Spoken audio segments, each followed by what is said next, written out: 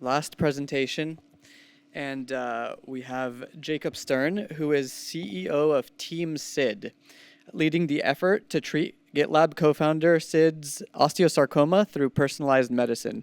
He previously worked as a director at 10x Genomics on single-cell sequencing technology. Jacob now sequences and orchestrates Sid's diagnostic and therapeutic regimen, liaising with hospitals and physicians while meeting with researchers and startup founders. Together, they've scaled Sid's treatment options from 0 to dozens, combining maximal diagnostics, drug repurposing, and AI-guided personalized therapeutics in pursuit of a cure. So please join me in welcoming Jacob Stern.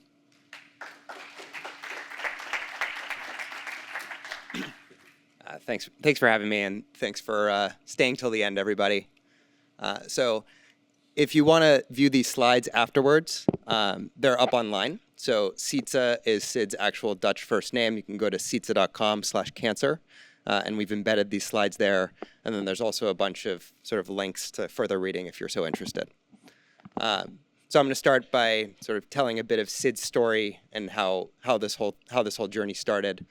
This is a picture of Sid and his wife Karen. Sid came to the States in 2015 to participate in Y Combinator. He brought his company GitLab to do that. This is a picture of them at the NASDAQ, taking GitLab public in 2021. But in 2022, unfortunately, while Sid was bench pressing, he felt a pain in his chest. And he went to the emergency room, got a scan, went home, and then got a call from his doctor and said, "Excuse me, do you know how to meditate?" And he said, "Yeah, I'm in Silicon Valley, yes." It's up. He's like, "Well, you're probably about to have an aneurysm, so please calm yourself down and then come back to the hospital and we'll scan you again." He went in for a further workup and brought him back in and said, "Good news, you're not having an aneurysm. Bad news, you have cancer." And so we can see there is a 6 centimeter tumor, osteosarcoma, growing out of Sid's spine. Sid had the standard of care, so surgery to remove that tumor, had hardware put in to sort of restabilize his spine, local radiation, a number of cycles of really brutal chemo. Sid needed 4 blood transfusions in order to stay alive.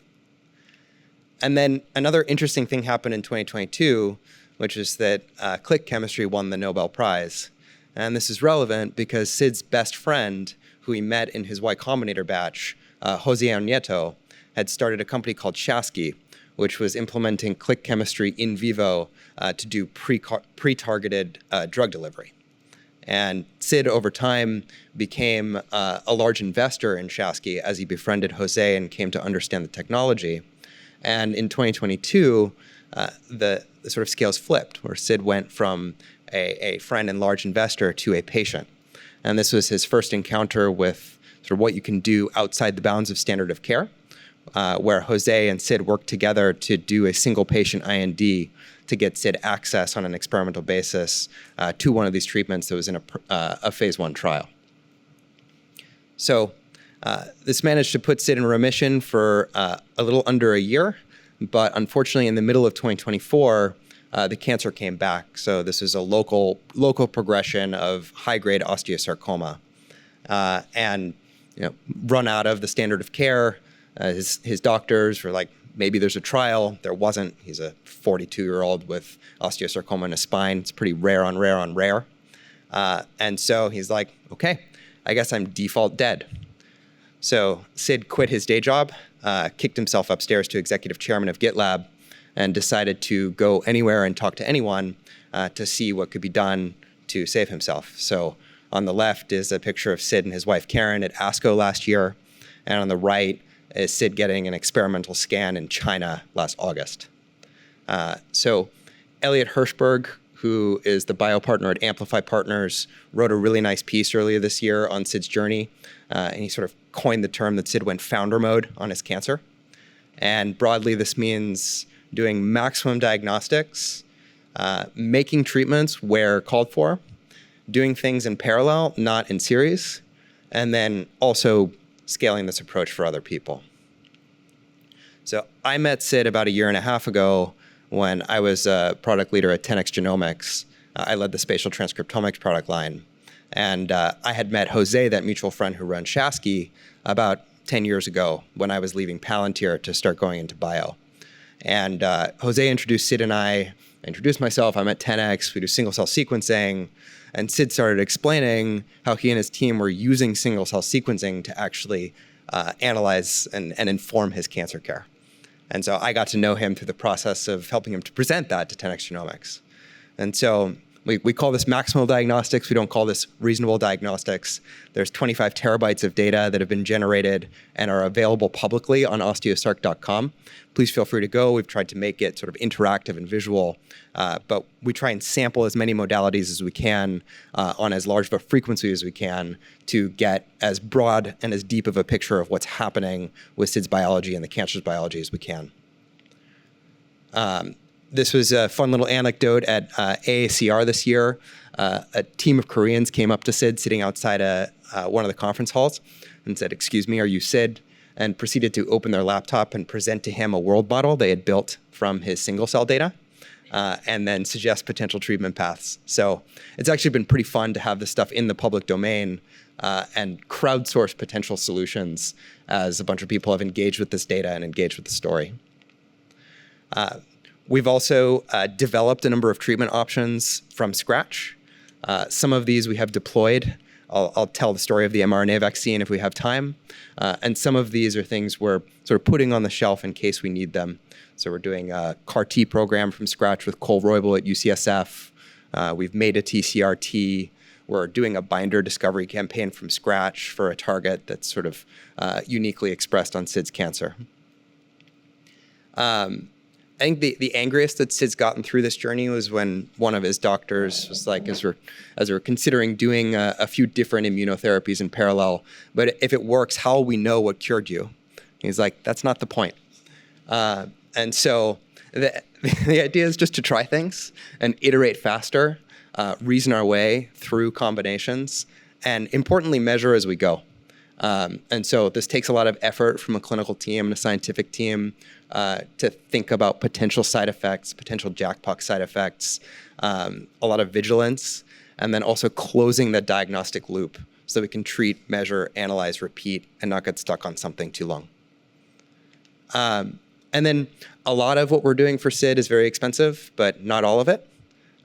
If you're working with research use only assays, it's starting at $50 at Plasmidsaurus, scale with your sequencing to get bulk RNA sequencing done. Broad Clinical Labs will do whole genome sequencing for $500. I got mine done at sequencing.com for $380 and got the raw data and the VCFs back. The AI models are becoming increasingly proficient bioinformaticians, and generics are generics. You can sort of mix and match. We've also started an organization out of Sid's foundation called Future of Cancer Care Today, where our experience as we've started to become public with the story and people have reached out to us is that the first step is just grappling with what's out there and what's possible and almost unplugging from the matrix of standard of care to think about what might be possible if you collected as much information as you could. So there's two full-time people, Bailey and Purnima, who spend all of their time just taking the first call with somebody who has been diagnosed or is going through this journey and just wants to think about what might be possible beyond the standard of care. And so if you or anybody you know is going through this, please book time with them. And this is what they're there for. For some of the more sort of expensive and out there stuff that we're doing, we're now up to 12 companies started. Sort of the way I conceptualize this is if Sid is prototype roadster model 001, where it's expensive, but more importantly, we go down some dead ends. We sort of form a company whenever we run into something that's harder than we think it should be, and then say, what's the roadster that somebody else with means could buy off the shelf? And then that company should iterate its way to what's the Model S and what's the Model 3 so that these things can become more accessible over time. We do this in the form of a venture studio called Even One Ventures. So if you're interested in following up, I put the link up there. We also, I think Elliot used a very evocative metaphor in his piece that Sid and I are like the Kool-Aid man breaking through walls as we try and get stuff done. And one of the consequences of that is that we have some pretty intimate understanding of where those walls are. So I don't think we have the time to go through these point by point, but I think there are a bunch of people who are presenting earlier where there seems to be a lot of alignment around some of the things that are happening in CATS and NSF, and I would love to engage. We have some very specific ideas that we'd be happy to share. We'd be happy to be sort of the mouthpiece for any of these things and help push things along. I think the most scalable way we can move these things forward is by changing policy, and so we do want to be part of the solution there to the extent that it would be helpful. So SID's in good shape. We look very hard for SID's disease, but we haven't been able to find it for about 14 months now. And we went from having 0 options for him at the point of recurrence to now having a therapeutic ladder that we've constructed, and we constantly try to iterate with about 25 different things that we might deploy on an if-then basis. And so we try and plan ahead. If it were to recur locally, if it were to recur systemically, what's the set of things that we would step through in order to fight this thing and put it back in remission? And so what I'd love to do at the time I have left is take you through a few sort of vignettes of some of the science we've gone through and some of the things we've done. So starting with the single-cell sequencing and how that led us to a radioligand therapy. So for those of you who are familiar, you'll probably recognize a UMAP plot here. For those of you who don't, each of the dots is a cell here, and this is a representation of a fresh tumor sample and sort of the principal components that groups different cells according to their similarity of gene expression. And unfortunately, there are no public atlases of osteosarcoma or even hardcore bone tissue. So in order to contextualize this, Sid's sample was merged in with a public bone marrow atlas so we could more cleanly call out the tumor cells. So you can see that cluster that's sort of boxed and pointed at. That's Sid's tumor cells. And so what's interesting here is when the single cell data came back, Sid's team was considering whether to send him to Germany for an experimental radioligand therapy targeting FAP. And what's interesting here is you can see that not just the fibroblasts, which normally expressed fibroblast activating protein, FAP, but also the tumor cells themselves expressed FAP. So this strengthened the rationale for him to go. And this sort of came back right around when I met him when he offered to give a talk at 10X. And so in the 2-month interval between when I met him and when we spoke, he flew to Germany. Here's Sid with his personal Geiger counter as he's getting ready to, or I guess after he had been injected with the actinium-based treatment. And so here you can see what's very cool about radioligand therapy is that you can see and then treat. So you first get injected with a tracer, and you get a PET scan, so you can see the biodistribution of where the tracer is going to go. And then you can inject the same tracer, but instead of putting an imaging isotope into the radio cage, you put sort of killy radiation. And so you're able to basically do personalized biodistribution. And in Germany, there's the flexibility to actually tailor dose according to what you see on the scan. And so what you see here, this was a photo that I literally took on my phone when I was in Germany. You read it from right to left. The little kidney bean-shaped thing in the middle of Sid's spine is the tumor. And you can see that all the way on the left, after 2 rounds of radioligand therapy and a cleanup procedure, it is gone. And we were able to collect fresh tumor from a resection done after the radioligand therapy. And we have this beautiful longitudinal data set of single-cell sequencing from 3 time points. And we can see that Sid was taking 5 different immunotherapies in the lead up to the radioligand therapy, which built up potential energy in his immune system. But the microenvironment was immunosuppressive. You could see that the neutrophils were in an N2 state, the macrophages were in an M2 state. You sort of had this wall built around the cancer. And it looks like what happened, it's impossible to do causative work in N of 1, but I think we have a reasonable mechanistic hypothesis because of the depth of the data. The radioligand therapy came in and blew up the walls, and then these T cells that were sort of arranged around it were able to sort of complete their siege and attack the cancer. And we do see that like clonal expansion of the anti-tumor T cells. We set out to do a personalized mRNA cancer vaccine for Sid. When I when I got involved, there were sort of potential options to do this with a manufacturer that did the COVID vaccine, and we were in the process of selecting neoantigens. So because of the depth of data that we're working with, we're looking across DNA, RNA, prior vaccinations with immune responses. So doing this very comprehensive set of, what should we put in?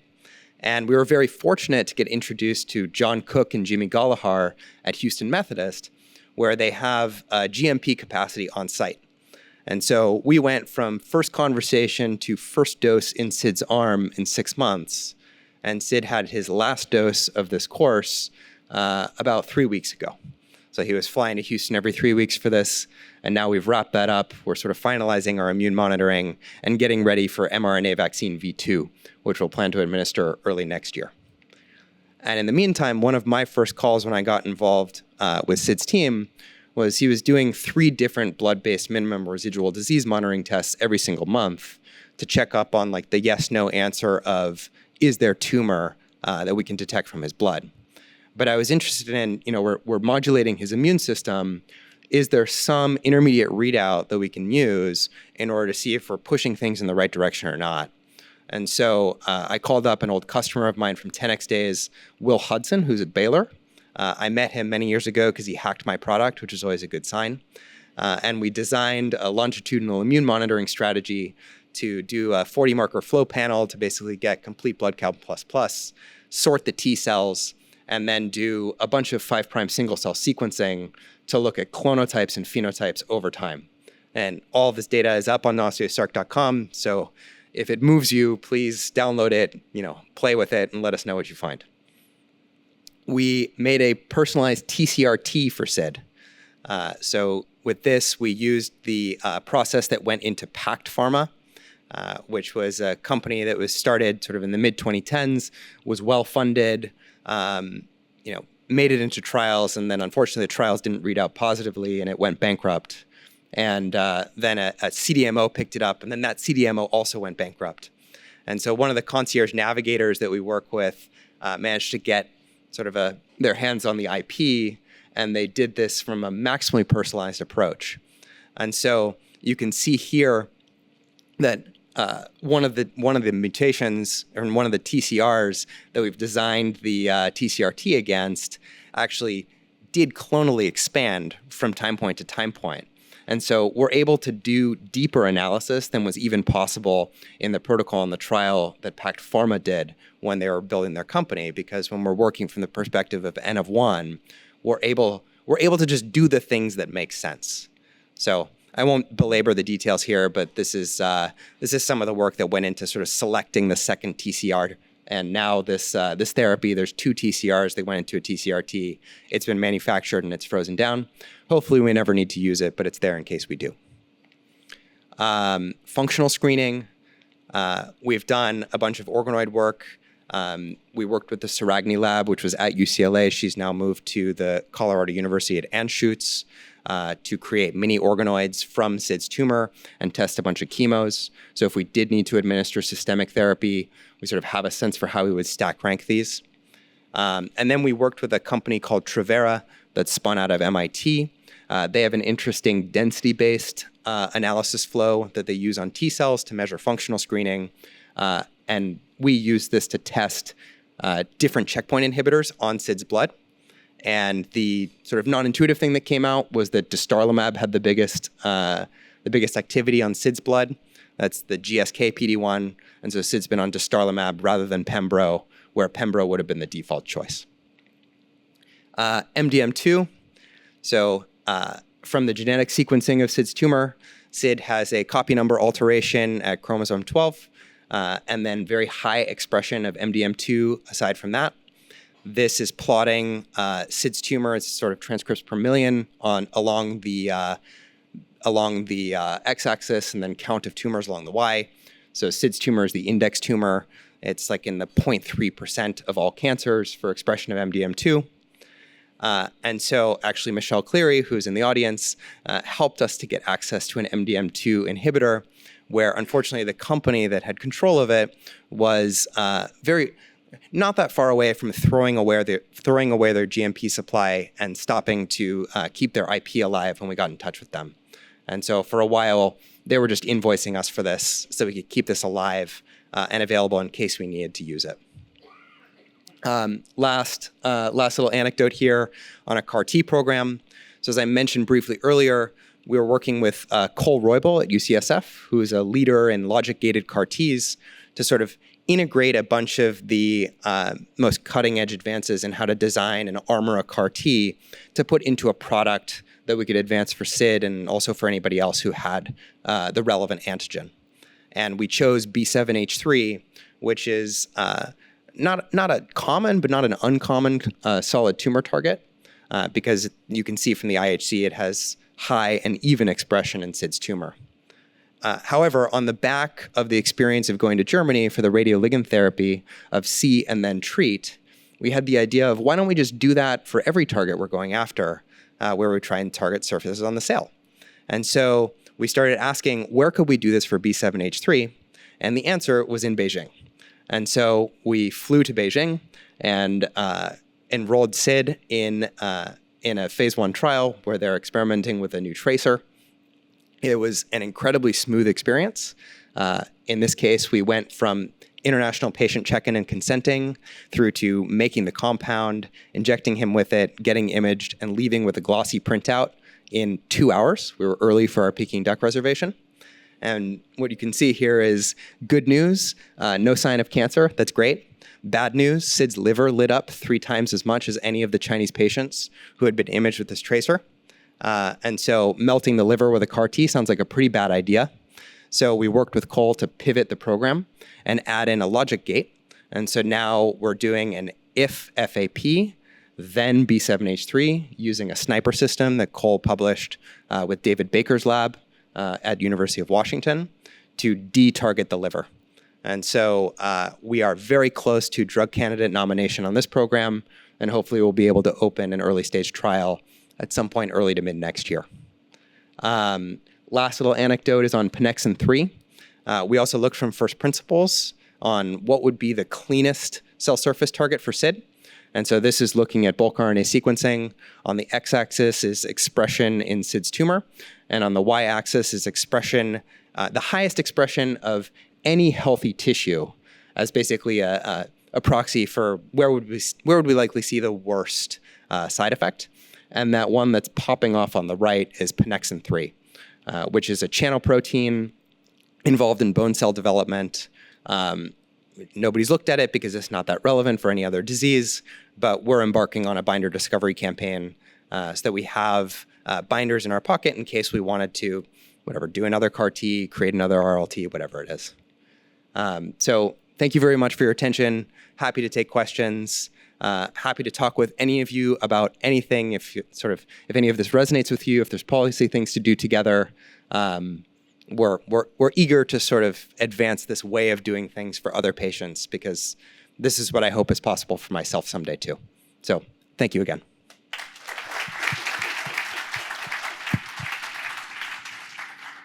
Yeah, I mean, it's really fascinating. I think there's many people who talk about personalized medicine, and usually it's just theoretical. I think this is like a perfect use case, how it works. So I think my first question would be, can you tell us the range, how much this costs? I think probably many people are curious. And also, one thing for me just logically I didn't fully understand, it seemed that the first treatment was already very successful, right? And then the one in Germany that you did. And then it seemed that you guys still continued doing like some other trials where it seemed the tumor is gone. So, I mean, from my perspective, I would be like, well, they're all risky kind of. So was the idea just, to try out everything? What was the rationale behind just continuing doing treatments, although the tumor seemed to disappear? So I'll answer the second one first and then the first one. So in terms of treatments, we sort of operate from a principle of stay paranoid. So we continue developing the therapeutic ladder in case we need to deploy, and hopefully we don't. For something like the mRNA vaccine, he's taking that prophylactically in order to forestall recurrence. And I sort of naively think about a slope of killiness, where at the top of the slope would be a CAR-T, where it's like the nuclear weapon we want to have on the shelf, and hopefully we never need to deploy it. It's going to blow stuff up. Vaccine, on the other hand, the side effect profile is very mild, right? Some injection site soreness and maybe a day of fever. And is it going to do something? Maybe, right? The evidence is sort of mixed out there. We are doing a bunch of work to try and profile the immune system directly to get a more direct read on that. But the risk benefit makes sense because the side effect profile is mild, and any activity to sort of forestall recurrence is basically a bonus. To answer your first question, so on the low end, sequencing is sequencing. We've sent samples to Plasmidsaurus. The MRD assays, we do cash pay. Those are a few $100 per run. For the make your own drug stuff, doing a peptide vaccine is $100K plus or minus. There's some places in the US or in Germany you can do that. mRNA vaccine, that was a few million when we started, and we've gotten that down to a few $100K. Doing a full custom drug program for like an antibody-based thing is sort of low seven figures. And the most expensive thing is the CAR-T program, which is like low eight figures. So it's all it's not cheap, but it's also a lot less than I thought it would be. I have one. So this is fascinating. I apologize. I will totally nerd out here. First, are the organoids representative? Because if so, you basically have replicates. You can actually test with enough replicates and control groups, so you don't have to test everything on SID. The second question is, since you are following longitudinally, is this a metastatic cancer? Are you looking at blood if they're circulating rare cells, circulating tumor cells? And if so, can you actually capture those and do further analysis on them? So first, for the organoids, part of why the team worked with Alice Saragni is that she has a trial and has published methods to sort of culture mesenchymal tumor cells and keep the microenvironment, somewhat stable. So are they a perfect avatar? No. Are they pretty good? Yes. They're sort of a limited resource. Like you can't freeze them down and revive them. So the data is what we have. And we tried to make a cell line with some of the frozen down cells. The good news for Sid and the bad news for the science is that the cells didn't want to grow. We tried a whole bunch of immortalization techniques. But again, good news for Sid. And then the metastatic question. So it has not metastasized yet. There was a scare, I think, in like November of 2024, where there was a scan that came back with signal all over the lungs. And that was very scary. His team basically told him to prepare. And one sarcoma oncologist was like, you know what, I think something's going on. And it turns out it was COVID and it went away. But we are collaborating with RareSite to try and put together a CTC assay that's sort of built around markers that we could use to pull it down. We've worked with a couple of folks who have that idea of capturing cells that you could then profile with like BioScribe or something like that. I find that idea very appealing. It hasn't worked for us yet. I think most of that's been developed around epithelial tumors. So one of the reasons that I think Sid is an easy guy to look up to is because he was able to kind of take an open source software company and go public, which is insane to think about, maybe like 10, 15 years ago. And I know that he got creative when it came to open core software. So you guys are developing interesting IP. It's a lot harder in biotech to do that sort of thing. But I wonder, does he have any interesting new thoughts about how to potentially do something similar with this?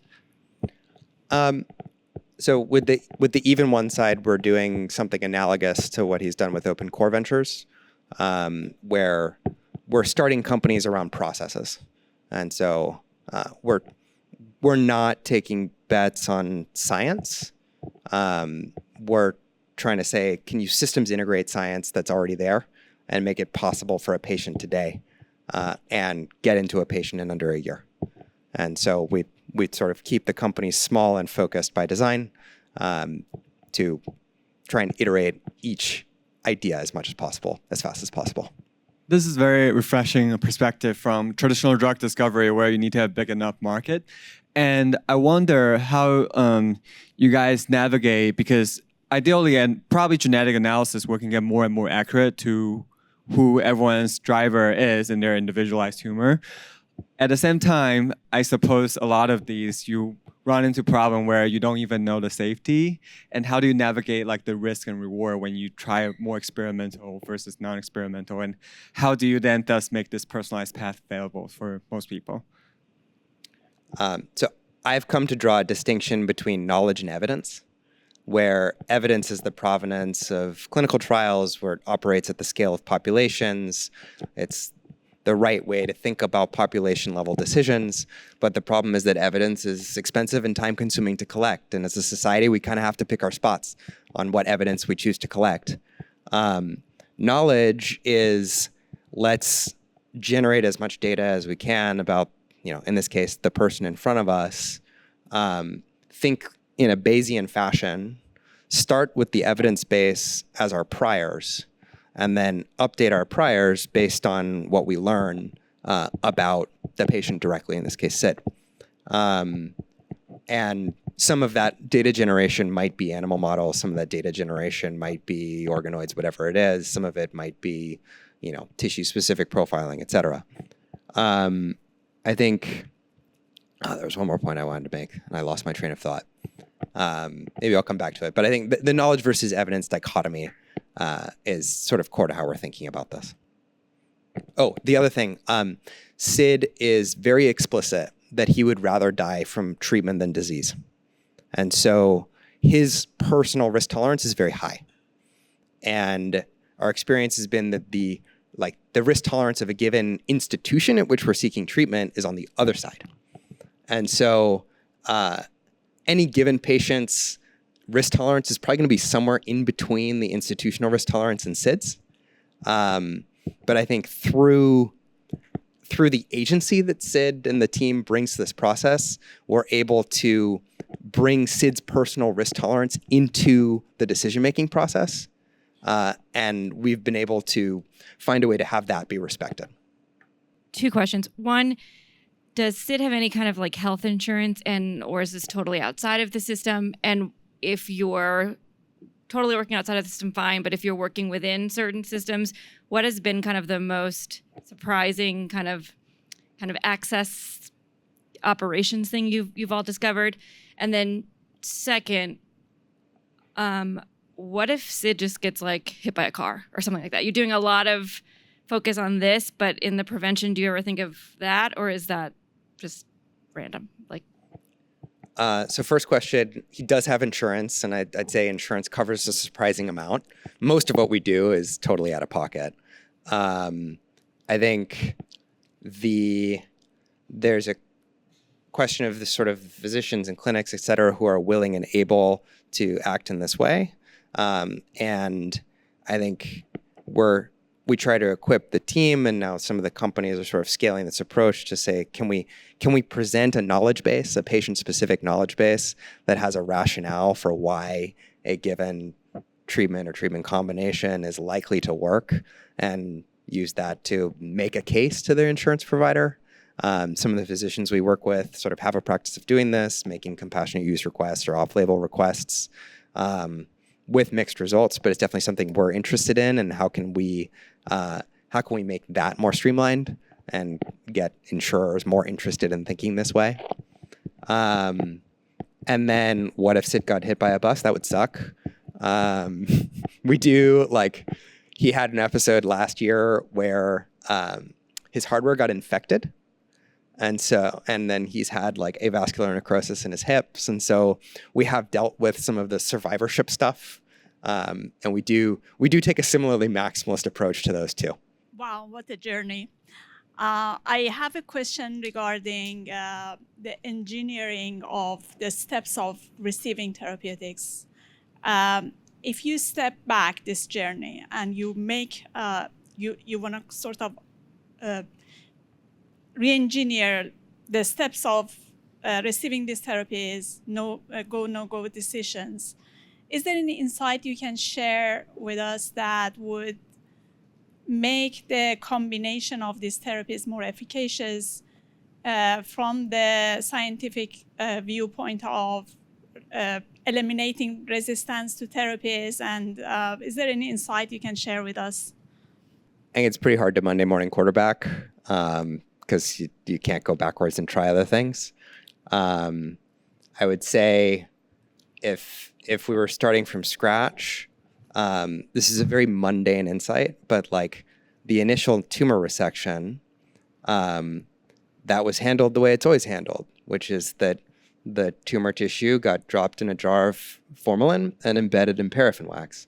And my first program at 10x was completely refactoring the chemistry on our Visium spatial transcriptomics line to make it compatible with FFPE tissue, because that's what's out there.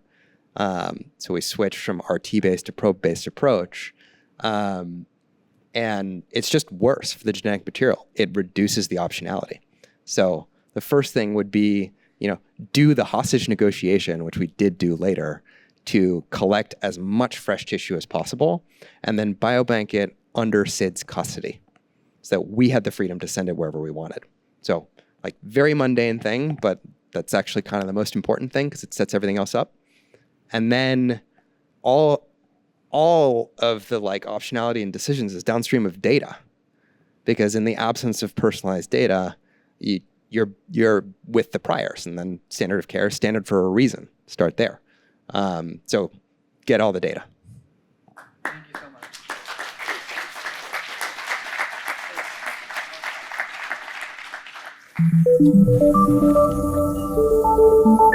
much.